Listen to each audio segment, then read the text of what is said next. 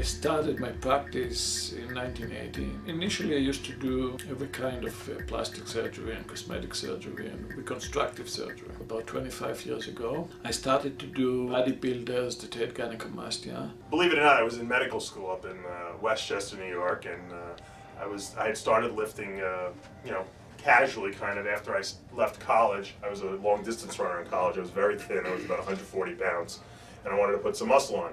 So I'd been lifting for maybe about 7 to 8 months, and I went to one of my lectures in med school, and Dr. Blau was one of the lecturers. Dave Palumbo developed a gynecomastia at that time, and he came to me for consultation for gynecomastia. I was always kind of like embarrassed about my chest. I had good muscle there, but I had it was like sagging at the bottom, and I didn't know what that was. And I figured, he's a cosmetic surgeon, let me ask him. And he said, oh, that's a common procedure. It's gynecomastia. A lot of young guys have it. And he said, it's a relatively, easy procedure to fix. And I said, oh, you can surgically do something about that? He's like, yeah. And, me being the neurotic, I didn't want to have it for one day more than I needed to. Went to his office like the next day for an appointment. And he said, we could do this whenever you want. I think I waited, it was like 3, 4, 5 days later. I did the surgery. He liked the results, and then he started to refer to me his friends that were mainly bodybuilders. I was so happy about it. It looked so good that people were asking me, what are you doing for your chest now? They thought I was changed my training procedures. Gynecomastia surgery it's an artistic surgery. Really, people want the chest to look like it wasn't done, to look fit, athletic, but not to have a surgical look. An experienced gynecomastia surgeon will take only the amount that is necessary. Wouldn't take less than this or wouldn't take more than this. That's what makes experience very important, because it's cosmetic surgery and you do see the results. Results matter. When I saw the results from Dave, it was, once you hear good results, that's where you go. One way to choose a surgeon is to go to his website, and I'm not talking about people that have 5 or 10 patients before and after. I'm talking about plastic surgeon or gynecomastia surgeon that have literally thousands of before and after pictures. The reason he has so many before and after pictures is because he's done so many people. He's done over 1,000 bodybuilders, I know, and I don't know if I referred half of them or more than half of them. It just goes back to the old saying, you want to go to someone who has experience. He has experience, and that's why he's got so many before and afters. And you can go on the website and see them all. I mean, seeing is believing.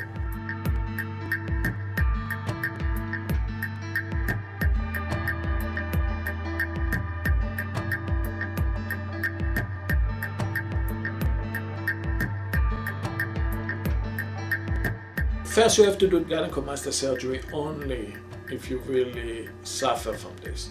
Not everybody has to do the surgery.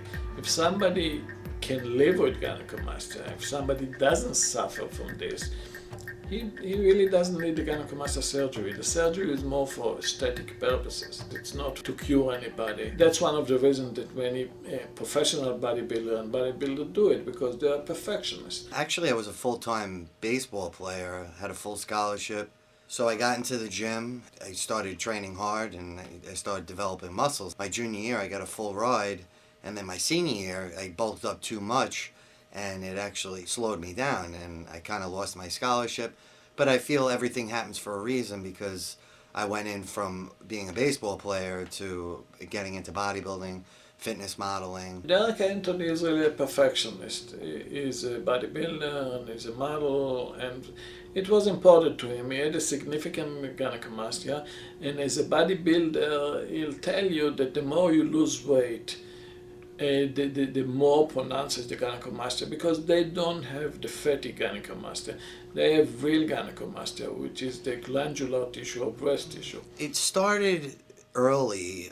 I would say 19 years old, 20. I would get the swelling, the tenderness on my breast tissue, both sides, and it gradually progressed for a couple years. So he lost weight, he was very fit with very, very low fat, and the gynecomastia became larger instead of being smaller. When you get lean and your body fat goes down, you really start noticing even more pronounced.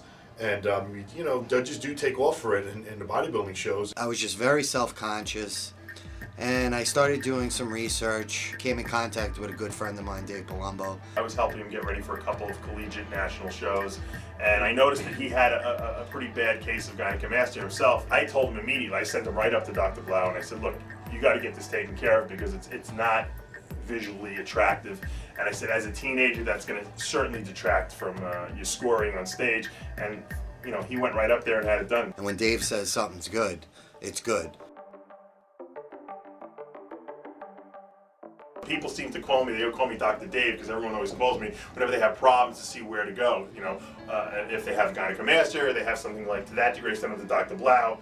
If they need their car fixed, I send them to Dave Watson. And if they need their you know, muscles or joints fixed, I send them to Dr. Derlin Castro. So you know, I'm the referrer, so to speak. So I don't know if I should get some kind of a referral fee or anything like that, but it is ironic that I became that guy. I was always the chubby kid.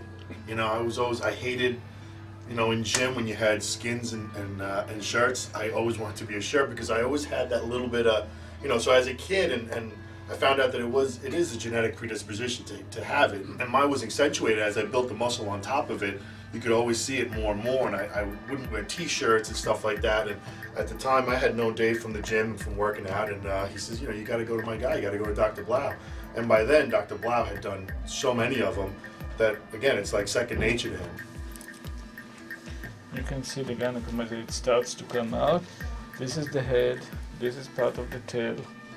I got into the field because there was a need for experienced surgeons in this kind of surgery, elimination of the glandular tissue of the breast. Yeah, like he said, you're always ashamed, you know, taking your shirt off, you're like, you know, kind of covering up. It's you know, Self-confidence. and even if it doesn't look that big, you know it's there. When you look in that mirror, Yes. I mean, it's like you might as well put breast on it because this is the first thing that jumps out at you. When you put on a t-shirt to go out, it's the first thing that jumps out at you, where somebody else might be like, well, it doesn't look that bad. You notice it like magnified. When you have pronounced gynecomastia, it's the same as many other people. Sometimes it's a psychological problem. You work 16 weeks to get every ounce of body fat off your body, and then you look at your chest and you have these two globs of fat hanging there. It's very, very disheartening, trust me. It is an ugly thing to see. When you look at, but we're vain, that whole bodybuilder. You know, vain. When you look in the mirror, you like you said, perfection. You're looking for perfection. Every little thing, a little pimple on you would bother you. Yeah. A little lump, you know. It's just, it's the way we are. You know. The other people who he sent over had a great job. Everything was perfect. All the glands came out.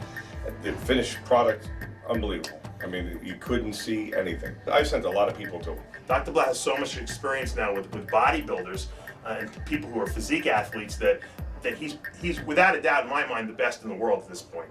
So if you're gonna consider doing something cosmetic to your body, you really want the guy that's the specialist in that area. Thinking of it as a big surgery, I think will kind of deter a lot of people too. But when you realize that, you know, it's done at his office, It's not a big surgery. really sterile area. You're in and out in 45 minutes, an hour the most. You don't have to be a fitness model like me or a pro bodybuilder like my friend. Walking on the beach, you know, looking good, feeling good about yourself, you know, that's a high, you know. Money can't buy that.